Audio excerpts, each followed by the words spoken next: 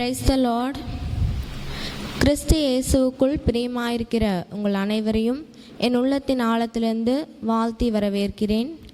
இந்த பொழுதில் உங்கள் மத்தியில் நின்று தேவ செய்தியை பகிர்ற அளவுக்கு எனக்கு ஒரு வாய்ப்பை தந்த தேவாதி தேவனை நான் என் உள்ளத்தின் ஆழத்திலிருந்து நன்றிகளையும் துதிகளையும் சமர்ப்பிக்கிறேன். அதே போல் எனக்கு இந்த வாய்ப்பை தந்த அட்மின்ஸ் அவங்களையும் நான் இந்த இடத்துல தேங்க் பண்ணிக்கிறேன். தேவ வார்த்தைக்குள்ளே நம்ம கடந்து போகிறதுக்கு முன்னாடி ஆவியானவர் நம்மை வழி நடத்துவதற்காக ஒரு நிமிடம் தலைகளை தாழ்த்தி ஜெபிச்சு விட்டு நாம் கடந்து செல்வோம்.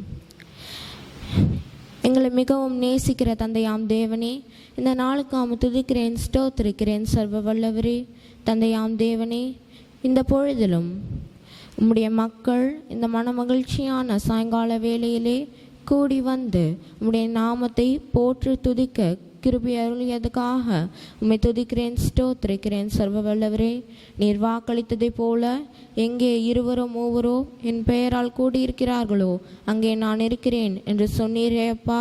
அதே போல் ஆவியானவரே, உம்முடைய பிரசன்னத்தை எங்கே வையும் அப்பா. நீர் வழி நடத்தும். இப்பொழுது கூட நாங்கள் தேவ செய்திக்கு பகிரும்போது நான் அல்ல, நீர் வெளிப்படும் ஆண்டவரே. அதே போல் இங்கே கஷ்டத்தோடு தேவைகளோடு மனமுடைந்து வந்திருக்கிறவர்களுக்கு நீரே துணையாக இருக்க வேண்டும் என கெஞ்சி மன்றாடுகிறேன் அப்பா. இயேசு கிறிஸ்துவின் வெளியேற பெற்ற நாமத்தினாலே கேட்குறீங்கள் ஜீவனுள்ள நல்ல தந்தையே, ஆமேன். இன்றைக்கி நான் பேச போகிற தலைப்புகள் இந்த சான்ஸ் எனக்கு கிடைச்ச உடனே நான் நினச்சது ஒரு தலைப்பு பேசுகிறதில்ல, என்னால் முடிஞ்ச அளவு நிறையா இன்ஃபர்மேஷனை கொடுக்கணுன்னு நான் நினச்சேன்.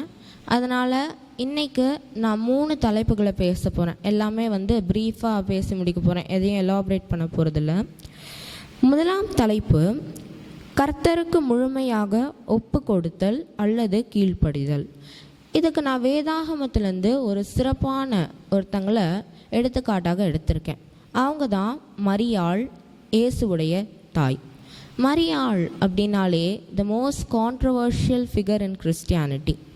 ஒரு சைடு கேத்தலிக்ஸ் மரியாளுக்கு வெவ்வேறு டைட்டில்ஸ், வானலோகராக்கினி, பூலோகராக்கினி, இறைவனின் தாய், இந்த மாதிரி நிறைய டைட்டில்ஸ் கொடுத்து அதை கலெக்டிவாக வெனரேஷன் ஆஃப் த பிளஸட் வர்ஜன்னு சொல்லுவாங்க. அதோட நிறையா சர்ச்சஸ், ப்ராமினன்ட் மரியன் ஷ்ரைன்ஸ் தமிழ்நாட்டில் மட்டும் இல்லாமல் ஆல் ஓவர் த வேர்ல்டு நிறையா சர்ச்சஸ் மேரிக்காக டெடிகேட் பண்ணப்பட்டிருக்கு. அந்த சர்ச்சஸ்க்கு மக்கள் அங்கே ஃபீஸ் நடக்கிற சமயத்தில் பாத யாத்திரை போகிறதையும் நீங்கள் பார்த்துருப்பீங்க. அவங்க மரியாதை கனம் செய்கிறேன் அப்படிங்கிற பெயரில் பிசாசினால் வஞ்சிக்கப்படுறாங்கங்கிறது தான் உண்மை. இதன் காரணமாக அதர் சைட் ஆஃப் கிறிஸ்டியானிட்டி, அதாவது ப்ரோட்டஸ்டன்ட் பிரான்ச்சஸ்க்கு மேரினாலே ஒரு சம்மந்தமே இல்லாத ஒரு ஃபீலிங். மேரினாலே அவங்கள பற்றி பேச மாட்டாங்க. சர்ச்சஸில் நான் என்றைக்குமே மேரியை பற்றி பேசி நான் பார்த்ததில்லை. கிறிஸ்மஸ் டைம் அதுவுமே பெருசாக பேச மாட்டாங்க. பேசுகிறனாலும் நெகட்டிவாக பேசி தான் பார்த்துருக்கேன். எந்த விதமான பாசிட்டிவ் நோட்ஸும் அவங்கள பற்றி கிடையாது. இன்றைக்கு நான் மரியாளுடைய பாசிட்டிவ் சைடை பற்றி பேச போகிறேன். மரியாளை நம்முடைய வாழ்க்கையில் எப்படி பார்க்கணும் அப்படின்னா, தி பெஸ்ட் ரோல் மாடலாக பார்க்கணும். நான் நிறையா பேசுகிறத விட்டுட்டு வேதாகம பகுதிக்குள்ளே நான் கடந்து செல்கிறேன். லூக்கா 1ஆம் அதிகாரத்தில் எல்லாருக்குமே தெரியும், கப்ரியேல் தூதன் மரியாளிடம் நீ கர்ப்பவதியாகி ஒரு குமாரனை பெறுவாய் அப்படின்னு சொல்கிறான். மரியாள் அதற்கு எனக்கு திருமணமே ஆகலையே, அது எப்படின்னு கேட்குறாங்க. அப்போ கப்ரியேல் தூதன் சொல்கிறான், ஆவியானவர் உன்மீது நீ குழந்தை உண்டாகுவாய், அவரை தேவனுடைய குமாரன் அப்படின்னு அழைப்பார்கள் அப்படின்னு சொல்கிறான். அந்த இடத்துல அந்த காலத்தில் யூத மதத்தில் இது போன்ற ஒரு காரியத்துக்கு தண்டனை என்ன அப்படின்னா, அது போன்ற ஒரு பெண்ணை கல்லறிந்து கொள்வது தான் அவங்களுடைய ப்ராக்டிஸ் ரூலாகவும் இருந்தது. அவங்க மேலே ஃபால்ட் இல்லை, அது மோசேக்கு கர்த்தர் கொடுத்த ஒரு ரூலாகவே இருக்குது. அதனால் இந்த கப்ரியேல் தூதன் சொல்கிறதுக்கு மரியாள் அங்கே ஒப்பு கொடுத்தாங்கன்னா, த ரிசல்ட் இஸ் டெத். கடவுள் அங்கே காப்பாற்றுறாரோ இல்லையோ அதை அங்கே பேசவே கிடையாது. ஆனாலும் த இமீடியட் ரிசல்ட் இஸ் டெத். அந்த பொழுதில் நம்ம மத்தியில் இருக்கவங்க எத்தனை பேர் அந்த இடத்துல அதை ஒத்துக்குவோம். இன்னைக்கு நைட்டு ஆண்டவர் வந்து உங்கள் கனவுல தோன்றி இல்லை தேவ தூதனை அனுப்பி இது போன்ற ஒரு காரியத்தை, மரணம் தான் எண்டிங் அப்படிங்கிற போது நீங்கள் யார் யாரெல்லாம் இதில் ஒத்துக்குவீங்க? 1-2 பேர், அது கூடமே நம்மளுக்கு சந்தேகம்தான். ஆனால் அந்த இடத்துல நீங்கள் பார்க்க முடியுது. யாராவது ஒரு வாசிங்க, லூக்கா 1ஆம் அதிகாரம் 38வது வசனம்.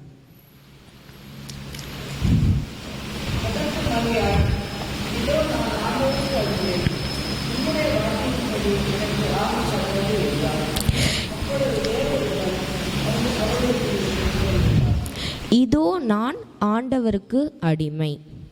The complete obedience without hesitation.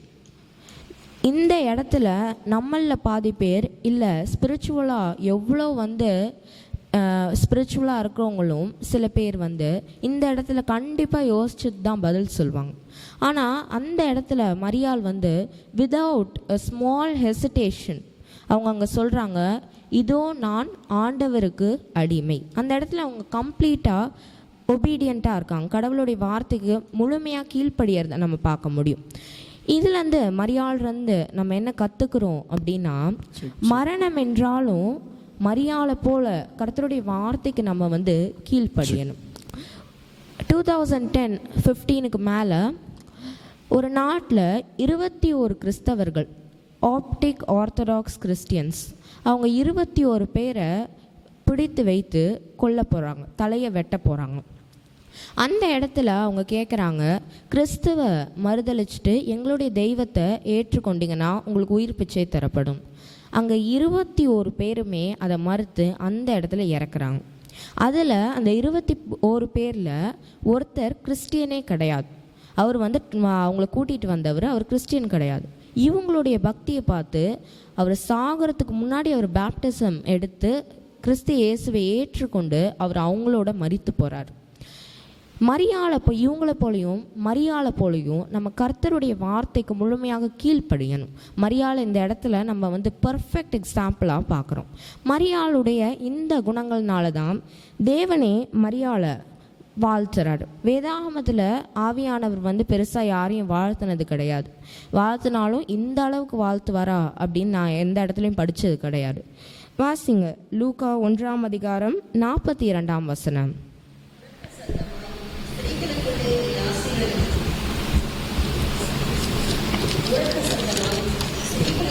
நீ ஆசீர்வதிக்கப்பட்டவள், உன் கர்ப்பத்தின் கனியும் ஆசீர்வதிக்கப்பட்டது.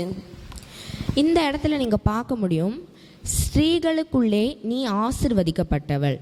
வேதாகமத்தில் பழைய ஏற்பாடோ புதிய ஏற்பாடோ அத்தனை ஆண் தீர்க்கதரிசிகள் இருந்தாங்க. எத்தனையோ தனி வேதாகமத்தில் ஒரு தனி புக் இருக்க பெண்கள், எஸ்தர், ரூத் போன்றவங்க, இஸ்ரவேலை வழி நடத்தின தெபோரா போன்றவங்க அத்தனை பேர் இருக்கும் பொழுதும் தேவன் அவங்க யாரையுமே அந்த இடத்துல இது போல் வாழ்த்தலை. மரியாளை தான் தேவன் இந்த இடத்துல வாழ்த்துறார். ஆனால் இங்கே சபைகளில் சபை மக்களோ பாஸ்டர்ஸ் ஈவன் மரியாளை பிசாசுன்னு சொல்கிறது உண்டு. தேவனே அங்கே வாழ்த்திருக்காரு அப்படிங்கிற போது தேவனை விட நம்ம ஒன்றும் அறிவாளிகள் கிடையாது. மரியாளை பிசாசுன்னு சொல்கிறதுக்கு நம்மளுக்கு எந்த இதுவும் இல்லை. மரியாளுடைய வாழ்க்கை ஒரு தூய்மையான வழியாகவே இருக்கிறத நம்ம பார்க்க முடியும். இப்போ மரியாளுக்கும் மற்ற வேதாகம கேரக்டர்ஸையும் நான் ஒரு சின்ன டிஃப்ரென்ஸ் பிட்வீன் கொடுக்குறேன். அது மூலமா நீங்கள் மரியாளை பற்றி இன்னும் தெரிஞ்சுக்க முடியும். மரியாளுக்கு வேதாகமத்தில் பெரிதாக எந்த பாவமும் வந்து மரியாளை பற்றி இல்லை. நம்ம சபைகளில் நிறையா பேசுகிறவங்க சில பேர், நிறையா பேரை பற்றி நம்ம சபைகளை ஃப்ரீக்வெண்ட்டாக பேசுகிறவங்க இருப்பாங்க. அவங்க செய்த பாவங்களை நான் இந்த இடத்துல சொல்கிறேன். யோனா, கர்த்தர் நினிவேக்கு போக சொன்னால் அவர் இஷ்டத்துக்கு அவர் பாட்டுக்கு போனார். தாவீது, ஊரியாவின் மனைவி, அந்த கதை எல்லாருக்குமே தெரியும். மோசே, கர்த்தருடைய இதுக்கு மோசே வந்து எக்ஸ்கியூசஸ் கேட்டார். அப்புறம் வந்து கண்மலையை கோவத்தினாலே தட்டினார். அதனால் அவர் கானான் தேசத்துக்குள்ளேயே கர்த்தர் அவரை விடலை. இது போன்ற மேஜர் சின்ஸை வந்து பண்ணியிருக்கவங்கள நம்ம நிறைய பேர் வந்து ஃப்ரீக்வெண்ட்டாக பேசணும். நான் ஒன்றும் சொல்லலை மேரி இவங்களை விட சுப்பீரியர் அப்படின்னு. ஆனால் மரியாளுடைய வாழ்க்கையில் இருக்கிற நல்ல கருத்தை நம்ம எடுத்துக்கணும். எப்போவுமே வந்து ஒருத்தங்களை வந்து தீய கருத்துக்களை எடுத்துக்கொண்டோன்னா அவங்கள வந்து எப்போவுமே தள்ளி வச்சுருவோம். மரியாளுடைய வாழ்க்கையில் எவ்வளோ நல்ல கருத்துக்கள் இருக்கோ அதையும் நம்ம பார்த்து அது போல் நடந்துக்கிறதுக்கு நம்ம இந்த இடத்துல அவசியமாக இருக்கும். நீங்கள் இந்த இடத்துல பார்க்க முடியும், மரியாளை வச்சு பிசாசு வஞ்சிக்கிறான். அதனால தான் வந்து சபை மக்கள் மரியாளை பற்றி பேசுகிறதோ அவங்கள பற்றி குழந்தைகளுக்கு சொல்லி தரதையோ வந்து தவிர்க்கிறாங்க. ரொம்ப நல்லவங்களாக இருக்கிறவங்கள வச்சு தான் பிசாசு எப்போவுமே வஞ்சிப்பான். அதுதான் அவனுடைய இது. ஏன் அப்படின்னா அந்த நல்ல வழினால் மற்றவர்கள் இயேசுடைய வார்த்தையை அறிந்து கொண்டு அவருடைய வழியில் நடந்து பரலோக ராஜ்யத்துக்கு போயிடக்கூடாது அப்படிங்கிற காரணத்தினால அவன் நல்லவங்கள வச்சு நல்ல உதாரணமாக இருக்கிறவங்கள வச்சு தான் வஞ்சிக்கிறான். அதனால் கிறிஸ்தவ வாழ்க்கை என்பது இந்த வஞ்சிக்கிற ஆவிகளுக்கு பயப்படுறதல்ல, வஞ்சிக்கிற ஆவியை எதிர்த்து நிற்கிறது தான் கிறிஸ்தவ வாழ்க்கையாக இருக்குது. அதே போல் கேத்தலிக் சர்ச் கத்தாலிக்க சபை மரியாளுக்கு வேரியஸ் டைட்டில்ஸ் கொடுக்குறாங்கன்னு நான் சொன்னேன் முன்னாடியே. அவங்க சொல்கிறது தப்பு அப்படிங்கிறதுக்கு ஒரே ஒரு எக்ஸாம்பிளை சொல்லிவிட்டு நான் நெக்ஸ்ட் டைட்டிலுக்கு கடந்து போகிறேன். Immaculate conception of the blessed virgin, மாசில்லா கன்னி அப்படின்னு சொல்லுவாங்க. வாசிங்க லூக்கா 1ஆம் அதிகாரம் 48வது வசனம்.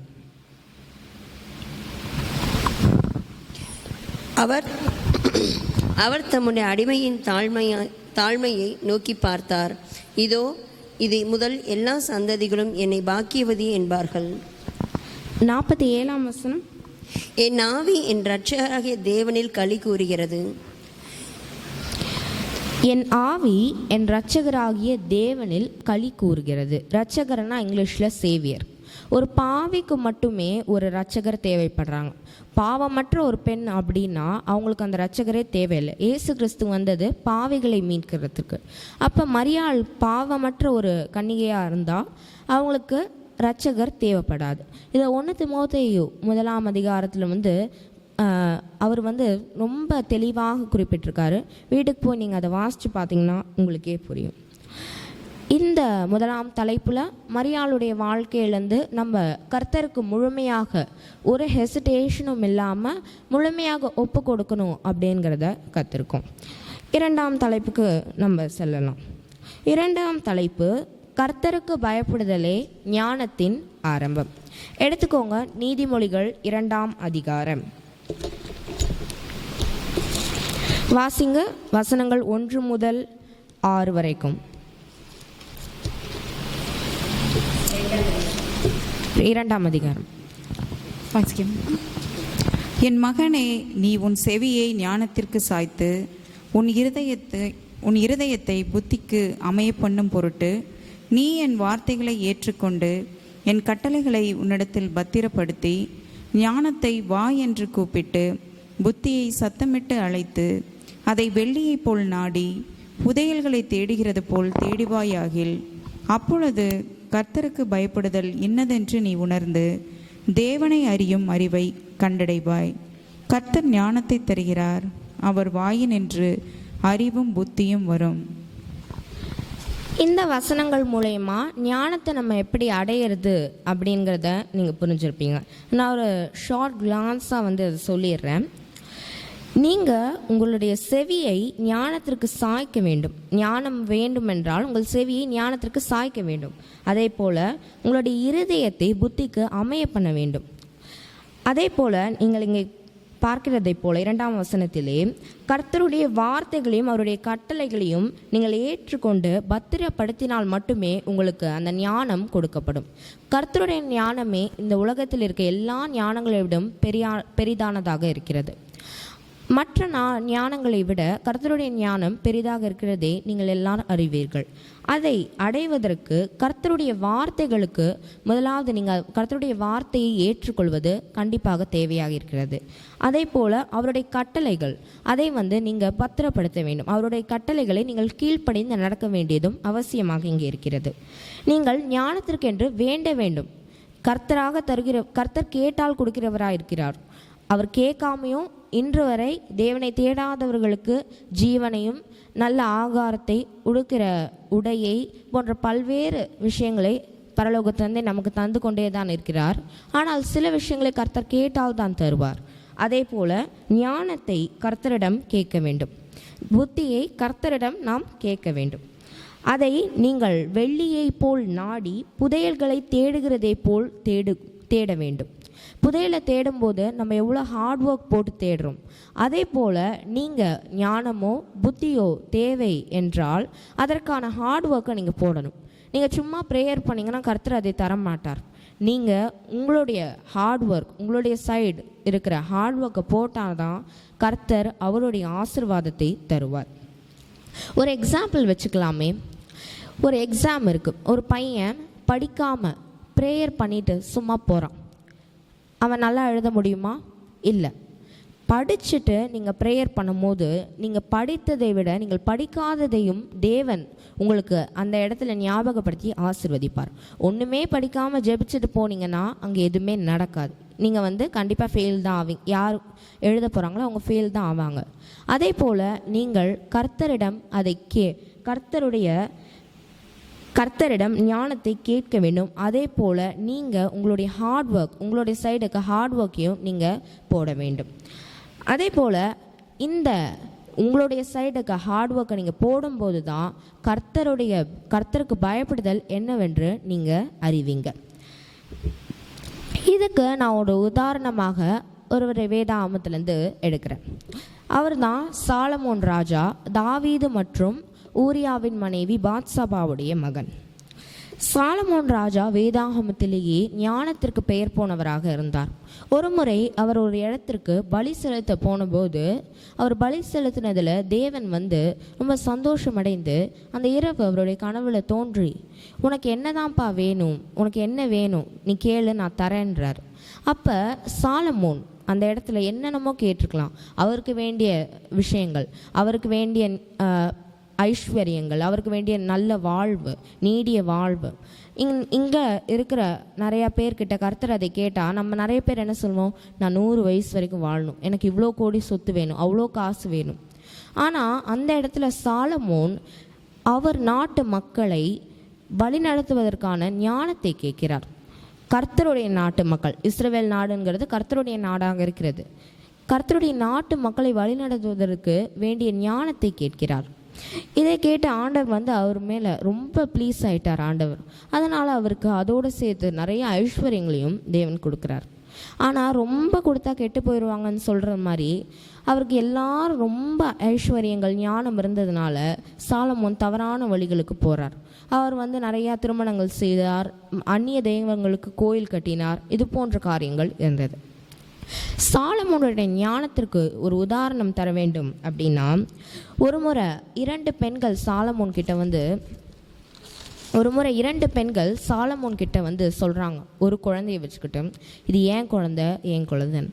அங்கே ஒருத்தி சொல்கிறா, இன்னொருத்தி நைட்டு தூங்கும் போது அவள் குழந்தை மேலே உருண்டு அவள் குழந்தை இறந்துருச்சு. அந்த சமயத்தில் ஏன் குழந்தைய அவள் மாற்றி வச்சிட்டா அப்படின்னு. இன்னொருத்தி சொல்கிறா, பொய், அது ஏன் குழந்தை, அவள் குழந்தை தான் இறந்து போச்சு அப்படின்னு. இது ஒரு டிஃபிகல்ட்டான கேஸ். இப்போ இருக்க கோர்ட்டால் கூட ரொம்ப ஈஸியாக சால்வ் பண்ண முடியாத ஒரு கேஸ்.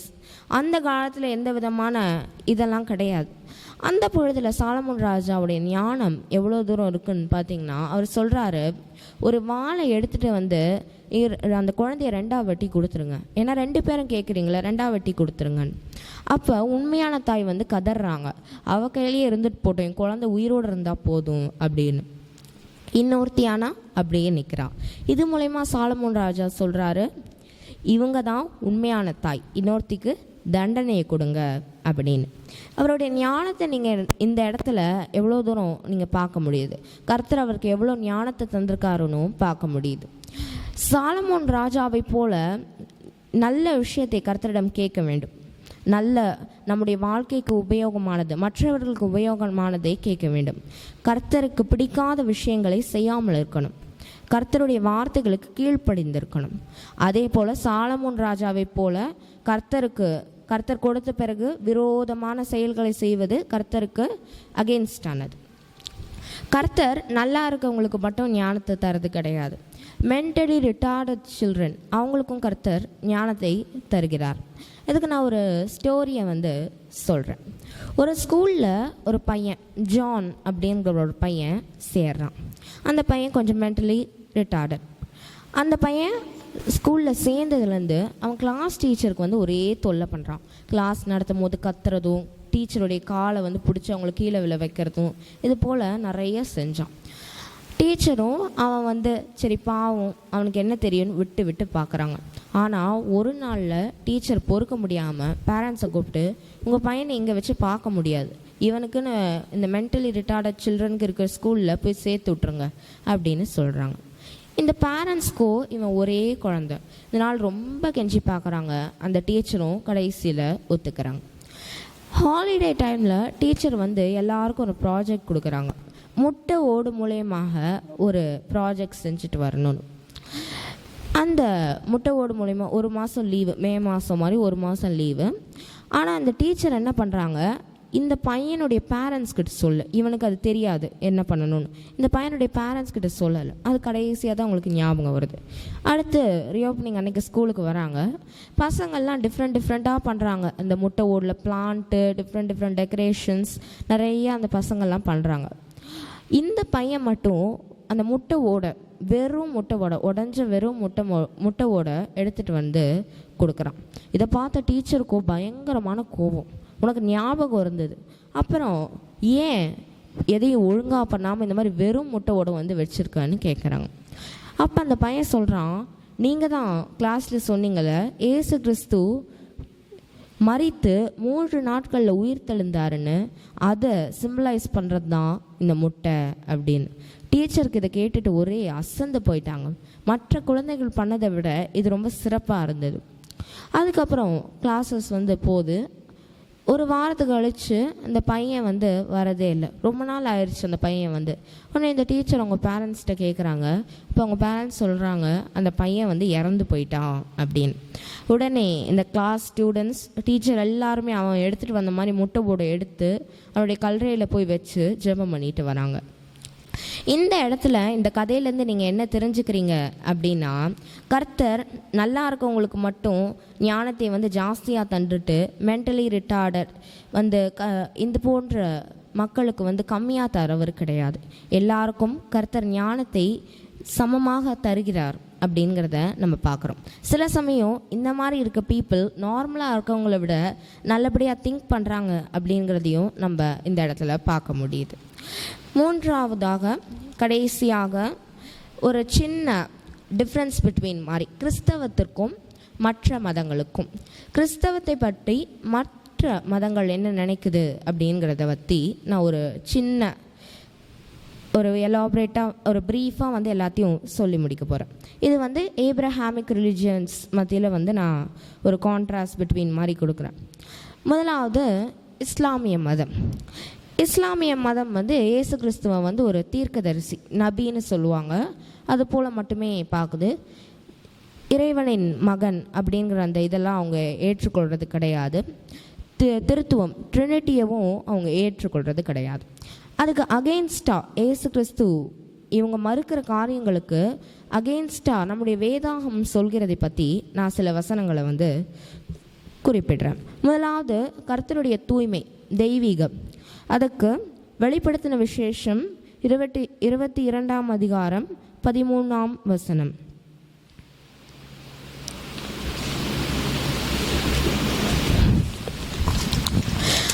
கர்த்தர் அதில் நீங்கள் சொல்றதை போல, நான் அல்பாவும் ஒமேகாவும் ஆதியும் அந்தமும் முந்தினவரும் பிந்தினவருமாயிருக்கிறேன். நீங்கள் அந்த இடத்துல பார்க்கலாம், நான் அல்ஃபாவும் ஒமேகாவும் முந்தினவரும் பிந்தினவருமாய் இருக்கிறேன் அப்படின்னு. அல்ஃபா ஒமேகா அப்படிங்கிறது கர்த்தருக்கு பிதாவுக்கு யூஸ் பண்ணுற டேர்மாகவும் இருக்குது. அந்த இடத்துல இயேசு கிறிஸ்து அவரை கடவுள் அப்படின்னு சொல்கிறத நீங்கள் பார்க்க முடியுது. அதே போல் யோவான் 10ஆம் அதிகாரம் 30வது வசனத்தை நீங்கள் பார்க்கும்போது நானும் பிதாவும் ஒரே ஒருவர் அப்படின்னு சொல்கிறார். பிதாதான் இவர்கள் எல்லாம் சொல்கிற தெய்வம். இவர்கள் வந்து பிதாவை வந்து அவர்கள் ஒரு பெயரை வைத்து கூப்பிடுகிறார்கள். பிதா வந்து நானும் பிதாவும் ஒன்று அப்படின்னு இயேசு கிறிஸ்து அந்த இடத்துல சொல்லி தான் தெய்வம் என்பதை அங்கே வந்து குறிப்பிடுறாரு. அதே போல் தேவனுடைய குமாரன் அப்படிங்கிற அந்த இதையும் இந்த மக்கள் வந்து மறுக்கிறாங்க. அதற்கு 1 யோவான் 2ஆம் அதிகாரம் 23ஆம் வசனத்தை வாசியுங்கள் யாராவது ஒருவர். 1 யோவான் 2ஆம் அதிகாரம் 23ஆம் வசனம். குமாரனை மறுதலிக்கிறவன் பிதாவை உடையவன் அல்ல, குமாரனை அறிக்கையிடுகிறவன் பிதாவையும் உடையவனாயிருக்கிறான். குமாரனை, அதாவது இந்த இடத்துல என்ன சொல்கிறாங்க, Jesus Christ son of God, அவரை நீங்கள் இந்த இடத்துல அக்செப்ட் பண்ணாமல் இருந்தீங்கன்னா நீங்கள் பிதாவை அக்செப்ட் பண்ணாதது தான். அவரை இந்த இடத்துல ஹானர் பண்ணாமல் இருந்தீங்கன்னா அதை நீங்கள் பிதாவை ஹானர் பண்ணாமல் இருக்கீங்கிறது தான். இது மூலயமா நம்ம ரொம்பவே ஈஸியாக புரிஞ்சுக்க முடியுது, பிதாவும் குமாரனும் ஒரே ஒருவர். திருத்துவம் அப்படிங்கிறது கர்த்தர் 3இல் ஒன்றானவர், 1இல் 3ஆனவர். திருத்துவத்தில் அவங்க மறுக்கிறதற்கு மத்தேயு 28ஆம் அதிகாரம் 19ஆவது வசனத்தில் நீங்கள் பார்க்க முடியுது. ஏசு கிறிஸ்து பிதா, குமாரன், பரிசுத்த ஆவியானவரின் திருப்பெயர்னால் மக்களை பேப்டைஸ் பண்ணணும் அப்படின்னு சொல்கிறது. திருத்துவம் அப்படிங்கிறதுக்கு ஒரு எக்ஸாம்பிளை சொல்கிறேன். எப்படி 3 கடவுள்கள் ஒரு கடவுளாக நீங்கள் சொல்ல முடியும் அப்படின்னா, ஒரு முட்டையை எடுத்துக்கலாமே. அந்த முட்டையோடு பிதா, உள்ளே இருக்கிற மஞ்சக்கரு குமாரன், வெள்ளை அந்த ஒயிட் பார்ட் ஆவியானவர். 3 பேருமே ஒன்றாக தான் இருக்காங்க. அது 3ம் இல்லாமல் நீங்கள் ஒன்று முட்டைன்னு சொல்ல முடியாது. கரெக்டா? அதுபோல் பிதா, குமாரன், பரிசுத்த ஆவியானவர் 3இல் ஒன்றானவர்கள், 1இல் 3ஆனவர்கள். 3 தெய்வங்கள் அல்ல, எல்லாரும் ஒரே ஒருவர் தான். ஆனால் 3, நான் சொன்ன மாதிரி முட்டை ஓடு போல அவர்கள் ஒரே தெய்வமாக இருக்கிறதை நாம் காண முடிகிறது. இது மூலயமா இஸ்லாமிய சகோதரர்கள் சொல்கிறதை நான் தவறு அப்படின்னு நான் இந்த இடத்துல சொல்லிக்கிறேன். அதே போல் யூத மதம் எதுவுமே நம்ம சொல்ல தேவையில்ல. மெசியாவாகிய நம் தேவனை அவர்கள் ஏற்றுக்கொள்ள மாட்டார்கள். அவர்கள் கிறிஸ்துவுடைய உயிர்த்தெழுதலையே மறுக்கிறார்கள். ஆனால் அவர்கள் பண்ண அந்த திருட்டு வேலை அங்கே வேதாகமமே அதை குறிப்பிடுது. மத்தேயு 28ஆம் அதிகாரம் 11 முதல் 15ஆம் வசனம் வரைக்கும் நீங்கள் பார்க்க முடியுது. வெளியே காவல் காத்துட்டு இருந்த அந்த காவலாளிகளை சொல்கிறாங்க தலைமை போதகர்கிட்ட, இந்த மாதிரி அவர் உயிர் தெழுந்து போயிட்டாரு அப்படின்னு. உடனே தலைமை போதகருக்கு இதை வெளியே தெரிஞ்சால் இவங்களுக்கு அகெயின்ஸ்டாக, மதத்துக்கு அகெயின்ஸ்டாக மக்கள் வந்துடுவாங்க.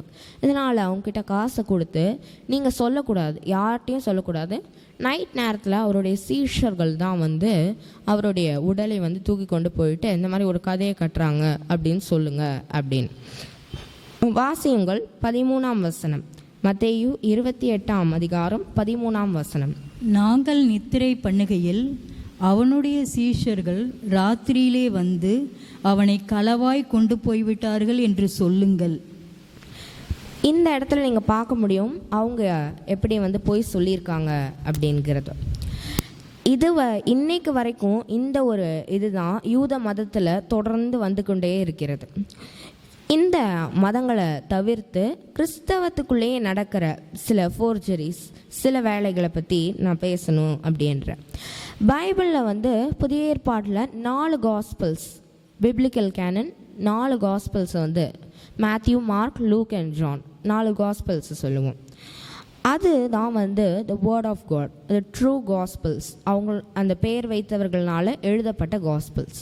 அதை தவிர சில இடங்களில் மற்ற சீஷர்கள் மற்றவர்கள் மூலயமாக மற்றவர்கள் பெயரை வைத்து சிலவர் அன்னோன் ஆத்தர்ஸ் அவர்களுடைய பெயரை வைத்து தவறான விஷயங்களை எழுதி வஞ்சிக்கிறதுக்காக எழுதுறதையும் நம்ம பார்க்க முடியும். அதுக்கு எக்ஸாம்பிளாக இருக்கிறது தான் காஸ்பிள் ஆஃப் தாமஸ். தோமா இயேசுடைய சீஷர், அவருடைய பெயரில் எழுதப்பட்ட ஒரு காஸ்பிள். ஆனால் அது ஏன் வேதாகமத்தில் எடுத்துக்கொள்ள மாட்டேன் அப்படின்னு ஆதி கத்தோலிக்க சபையோ இப்போ ரிஃபர்மேஷனுக்கு அப்புறம் மார்ட்டின் லூத்தரோ சொன்னதுக்கு காரணம் அதில் இருக்க கண்டென்ட். கோஸ்டிசம் அப்படின்னு சொல்லுவாங்க. கர்த்தராகிய இயேசு கிறிஸ்துவின் இறப்பிலும் அவருடைய உயிர்த்தெழுதலிலும் தான் நம்ம ஆண்டவரோட சால்வேஷனை பெற்றோம். ஆனால் இந்த கோஸ்டிசமில் என்ன சொல்லுவாங்க, ஆண்டவருடைய உயிர்த்தெழுதலோ மரணமோ அதுக்கு காரணம் இல்லை, நமக்குள்ளே இருக்க ஒரு சீக்ரெட் நாலேஜ் தான் அதற்கான காரணம். இதை இந்த இடத்துல தாமஸுடைய காஸ்பல்னு அவங்க எழுதியிருக்காங்க. ஆனால் அது தாமஸ் எழுதினது கிடையாது, அங்கே குறிப்பிடப்பட்டிருக்கு. அது மட்டும் இல்லாமல் இதில் இயேசுடைய பிறப்போ அவருடைய மரணமோ உயிர்த்தெழுதலோ பற்றி எதுவும் கிடையாது. 114 வார்த்தைகள் இயேசுக்கும் அவருடைய சீஷர்களுக்கும் இருந்த கான்வர்சேஷன் எழுதியிருக்காங்க. அதில் த மோஸ்ட் கான்ட்ரவர்ஷியல் ஒன் அப்படிங்கிற போது பேதுரு சொல்கிறார், அந்த இடத்துல எழுதியிருக்கிறது, பேதுரு சொல்கிறாரு, இந்த மரிய மகதலேனா ஒரு பெண், இவங்க வந்து எந்த இதுக்கும் உதவாதவர்கள், பெண்கள் அந்த காலத்தில் அப்படி நடத்தினால எந்த விதத்துக்கும் உதவாதவங்க, இவங்க எதுக்கு இங்கே இருக்கணும் அப்படிங்கும் போது இயேசு கிறிஸ்து சொல்கிறார் அப்படின்னு எழுதியிருக்காங்க. பெண்கள் ஆண்களாக மாறி பரலோகத்துக்கு, ஆண்களாக அவருடைய ஸ்பிரிட்டை வந்து மாற்றி அந்த அளவு வாஞ்சியோடு இருந்து பரலோகத்துக்கு, அது போன்ற இருக்க பெண்கள் பரலோகத்துக்கு தழுவாங்க அப்படிங்கிற காரியம் வந்து இதில் இருக்குது. இது வந்து சபைக்கு முற்றிலுமாக வந்து அகெயின்ஸ்டானது. கர்த்தர் ஆணையோ பெண்ணையோ வித்தியாசப்படுத்துறது கிடையாது. பழைய ஏற்பாட்டையோ புதிய ஏற்பாட்டிலையும் கர்த்தர் அந்த போல் வித்தியாசப்படுத்துறது கிடையாதுங்கிறது நம்ம அனைவருக்கும் தெரியும். இது வந்து the most controversial one in that. அதே போல் மரிய மகதலேனா எழுதப்பட்ட ஒரு பொய்யான ஒரு இதில் வந்து மரிய மகதலேனா தான் வந்து இயேசு கிறிஸ்துவ உண்மையாக அறிந்ததாகவும் மற்ற பேதுரு மற்றும் ஆண்ட்ரூ போன்ற சீஷர்கள் வந்து மரிய மகதலேனாவுக்கு விரோதமாக செயல்கள் செய்ததாகவும் காரியங்கள் வந்து அங்கே இருக்குது.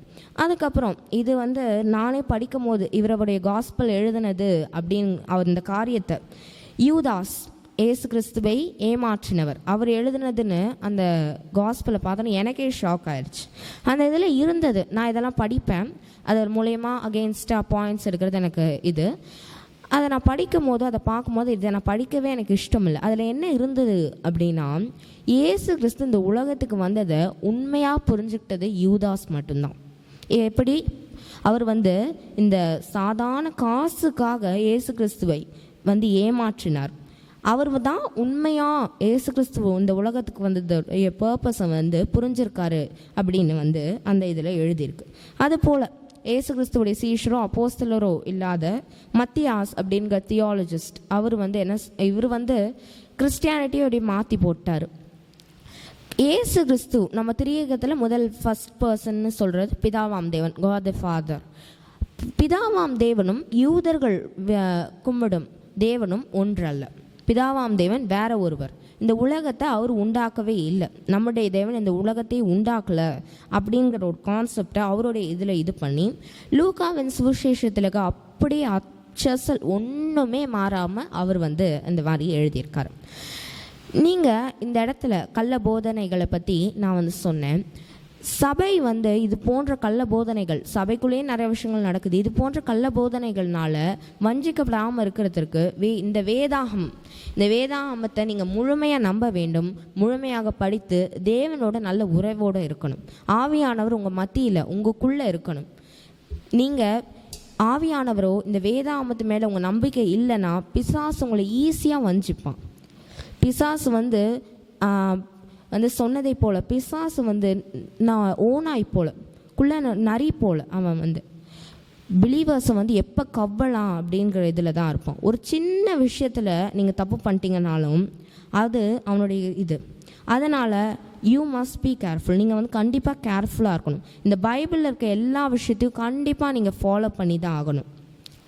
இதில் ஒன்றும் பெருசாக மற்ற மதங்களை போல கஷ்டமான காரியங்களோ எதுவுமே இல்லை. சாதாரண மாரல் வேல்யூ, சாதாரண விஷயங்களை தேவன் சொல்கிறார். அதை செய்ய முடியாதா நம்மளால்? நம்மளுக்காக கல்வாரி சிலுவையில் அப்படி அவமானப்பட்டு அடி வாங்கி வலியை அனுபவித்து தேவன் வந்து இறந்தார். ஆனால் இந்த ஒரு சாதாரண விஷயங்கள் என்ன அவர் சொல்லிடுறார் பெருசாக? பொய் பேசாதீங்க, கொலை செய்யாதீங்க, இது போன்ற சாதாரண காரியங்களை தேவன் சொல்கிறது, அதை கூட நம்மளால் செய்ய முடியாதா? இந்த வேதாகமத்தில் ஒரு இன்ட்ரெஸ்ட் எடுத்து படிக்க முடியாதா? தேவன் அவ்வளோ நம்மளுக்கு இந்த வேதாகமத்தை ஒரு பொக்கிஷமாக கொடுத்துருக்காரு. மற்ற மார்க்கத்தாருக்கு இது போன்ற காரியங்களை தேவன் செய்யலை. பழைய ஏற்பாட்டிலேருந்து அவ்வளோ கஷ்டமான விஷயங்களை தேவன் மாற்றி அமைத்தார். நீங்கள் பார்க்க முடியும் 10 லாஸ் ஓல்டு டெஸ்ட்மெண்ட்டில் கொடுக்கப்பட்டது இயேசு கிறிஸ்து எவ்வளோ ஈஸியாக மாற்றிருக்காரு. எவ்வளோ ஈஸியான டீச்சிங்ஸ், கிறிஸ்டியானிட்டி மாதிரி வேறு எந்த மதத்துலையும் இவ்வளோ ஈஸியான டீச்சிங்ஸை நீங்கள் பார்க்கவே முடியாது. அதனால் இந்த ஜென்ரேஷனுக்கு எஸ்பெஷலி நான் சொல்லக்கூடிய ஒரு காரியம் அப்படின்னா, இந்த ஜென்ரேஷனில் கர்த்தரை தேடாததும் தேவன் மீது நம்பிக்கை வைக்காமலும் இருப்பது தான் ட்ரெண்டு அப்படின்னா, நியாய தீர்ப்பின் நாள் அப்படின்னு ஒன்று இருக்குது. அந்த இடத்துல தேவன் உங்களை கீழே தள்ளுவார். இந்த பொழுது தான் நமக்கு கொடுக்கப்பட்ட வேலை. ஊழியக்காரங்க எத்தனை பேர் பேசுகிறாங்க, இந்த வேதாகமும் உங்கள் கையில் இருக்குது. ஒரு காலத்தில் இது உங்கள் கையில் இருக்காது. இந்த பொக்கிஷத்தை நீங்கள் படித்து உங்கள் வாழ்நாளில் ஒரு முறையாவது முழுதாக படித்து தேவனை அறிவதை நீங்கள் அறிஞ்சிருக்கணும். தேவனை நீங்கள் அறியணும். தேவனுடைய வார்த்தைக்கு கீழ்ப்படிந்து நடக்கணும். பிசாசு நீங்கள் வேதாகமத்தை வாசிக்கிறீங்களோ, தேவனுடைய வார்த்தையை நீங்கள் படிக்கிறீங்களோ அப்படின்னா பெரும் கஷ்டங்கள் உங்களுக்கு தருவான். பயங்கரமாக உங்களை டிஸ்டர்ப் பண்ணுவான், இது பண்ணுவான். நானே நிறையா பர்சனலாகவே அனுபவிச்சிருக்கேன். பிசாசு கூட போராடுறது நிறைய அனுபவிப்பேன். ஆனால் நீங்கள் உண்மையாலுமே கர்த்தர் உங்கள் கூட இருந்தாருன்னா அவர் உங்களை பாதுகாப்பார். உங்களுக்கு யாரையாவது மன்னிக்க முடியலையா, அவங்க திருப்பி உங்களை கஷ்டப்படுத்துகிறாங்களா? எனக்கும் நிறையா நடக்கும். யாரையாவது மன்னிக்க முடியாது, அவங்க திருப்பி கஷ்டப்படுத்துகிறாங்க அப்படிங்கிற இடத்துல நான் மன்னிக்கவே முடியாது. நான் அந்த இடத்துல போய் ப்ரேயர் பண்ணுவேன், தனியாக ப்ரேயர் பண்ணுவேன். ப்ரேயர் முடிச்சுட்டு வந்தோடனே எனக்கு அந்த மன்னிக்கிற ஒரு இது வந்துடும். அதுதான் தேவனுடைய ஆவி. மன்னிக்க கூடாதுன்னு சொல்கிறது பிசாசுடைய ஆவி, மன்னியுங்கள் அப்படின்னு சொல்கிறது தேவனுடைய ஆவி. இதனால் நீங்கள் எல்லாருமே உங்களுடைய பர்சனல் ப்ரேயர் அப்படிங்கிற time 1 hour maximum personal prayer அப்படிங்கிறது இருந்தால் மட்டும்தான் இந்த பிசாசுடைய வஞ்சிக்கிற ஆவிகிட்டிருந்து நம்ம தப்பிக்க முடியும். இந்த ஜென்ரேஷனில் பழைய ஜென்ரேஷன் ஏதோ ஓரளவுக்கு எல்லாரும் ஓரளவுக்கு இருந்தாங்க. ஆனால் இந்த ஜென்ரேஷனில் சுத்தமாக கர்த்தரை தேடுகிற இதில் கர்த்தருக்கு பயப்படுதல் சுத்தமாக கிடையாது. ஐரோப்பிய நாடுகளில் கிறிஸ்டியன் மெஜாரிட்டி தான் எல்லாமே. மக்கள் சபைக்கு வரதே கிடையாது. 1% 2% அட்டெண்டன்ஸ் சண்டே சர்வீஸில். அப்புறம் ஃபின்லாண்ட் போன்ற நாடுகளில் வேதாகம வசனத்தை வெளியிட்டால் அதுக்காக அமைச்சர்களை சட்டசபையிலேருந்து தூக்குறாங்க. இது போன்ற காரியங்கள்லாம் அங்கே நடக்குது. ஆனால் கஷ்டத்தின் மத்தியில், குலையின் மத்தியில், கொலை செய்யப்படுற மத்தியில் நைஜீரியாவில் ஒரு வார சண்டேலையும் 99% சர்ச் அட்டெண்டன்ஸ். மக்களுடைய பக்தி அங்கே. கொலை செய்யப்படுறாங்க, கடத்துறாங்க. அந்த பொழுதிலும் கர்த்தரை மறுதளிக்காமல் மக்கள் தேடி வராங்க. இன்றைக்கு நாளில் மரியாள், சாலமோன் மற்றும் மற்ற மதங்களுடைய தவறான போதனைகளை பற்றியும் நான் நிறைய சொன்னேன். நான் சொன்னதை இப்போ உங்களுக்கு ஒரு வேளை புரியல அப்படின்னாலும் ஃப்ரீ டைம் கிடைக்கும் போது கொஞ்சம் சிந்திச்சு பாருங்கள். கர்த்தர் ஆவியானவர் உங்களை வழி நடத்துவார். இந்த வாய்ப்புக்காக நான் உங்கள் எல்லாரையும் இந்த இடத்துல தேங்க் பண்ணிக்கிறேன். நன்றி.